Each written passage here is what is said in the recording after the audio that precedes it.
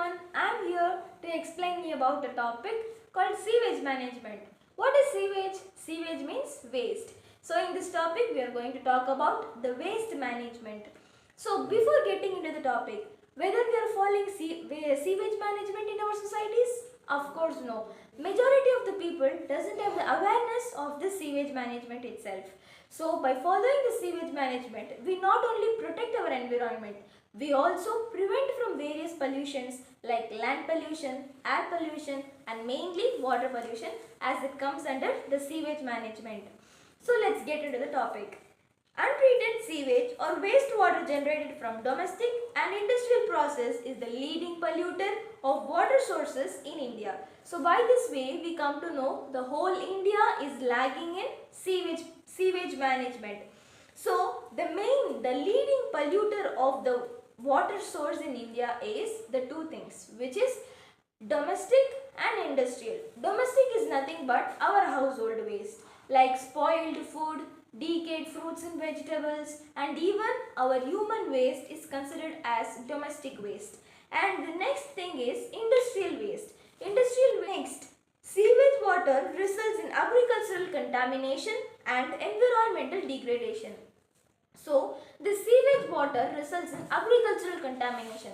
Agricultural contamination, it is nothing but the agriculture itself is contaminated. What is the main source of agriculture? Water. The water which comes out from the industries is contaminated as we are not able to get the good quality of food crops. Next, the environmental degradation. Environment means which surrounds us is called environment. The surroundings itself is degraded, then how our human beings can be without disease? It is of course impossible. We will also have lot of disease because of the degradation of environment. So the sources of sewage. So there are 5 sources of sewage. The first is domestic purpose or household activities. Domestic purpose, as I told before, it is about the household waste. Next is dye and textile industry. Dye means it is like a coloring agent, and textile industry is the place where we get our dresses and clothes. So the main material for the textile industry is dye, the coloring agent. So from the textile industries also we are having lot of wastewater coming out. Next is leather industries. Leather industries, a live example is Vanyabadi and Ambur, where the leather industries are surrounded very much. So the wastewater coming out from the leather industries is surrounding the leather industries itself is not at all fertile. So the crops growing in that region is not good for health. It is not a healthy crop. So the leather industries also is a main source. Next, sugar and breweries industry. Sugar industry is the place where we get sugar canes and it is converted into sugar. Next is breweries industries. It is literally a new term. Breweries is nothing but which is involved in the manufacture and selling of beer and other alcoholic beverages also. Next, paper and pulp industry. Paper industry is the place where we get our notebooks, the papers, everything. And pulp industry. Pulp industry is like a raw material for paper industry which we get from the wood. So next we are going to see about the conventional wastewater treatment. So conventional wastewater treatment is the process where we convert our wastewater into usable water. So in that the first process is called pre-screening. So just we are going to take out the solid particles out of the wastewater. So wastewater generated from domestic and industrial activities is screened to remove soil and solid particles. Domestic and industrial waste. So it is also screened to remove soil and solid particles.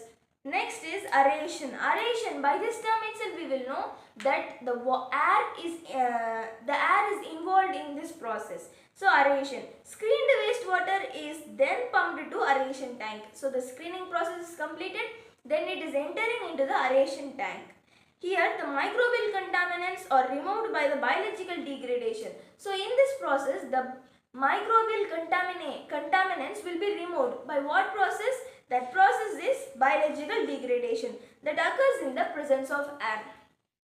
After the aeration, the water will be moved moved to sedimentation process. Sedimentation means it is nothing but settling down. In this process, the solid particles in suspension form are allowed to settle, which are in the suspension form will be settled down. The particles that settle out from the suspension is known as sludge. The particles which is settling down, that is called sludge. Sludge is nothing but a waste material. Next, we are going to see about the sludge removal. After sedimentation process, the water is moving to the sludge removal process.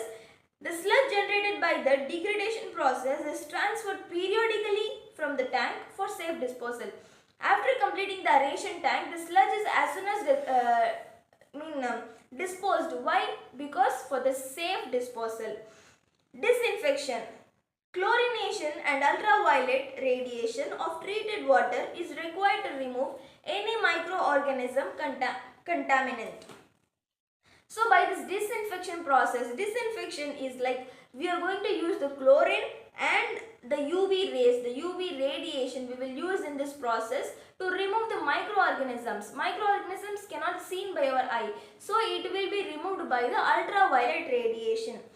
So at the last, the water will be recycled again. The water will be then supplied for domestic and industrial purpose.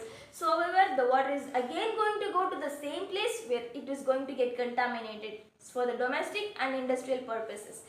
So we cannot avoid water contamination, but we can convert the wastewater, the contaminated water, into usable water again.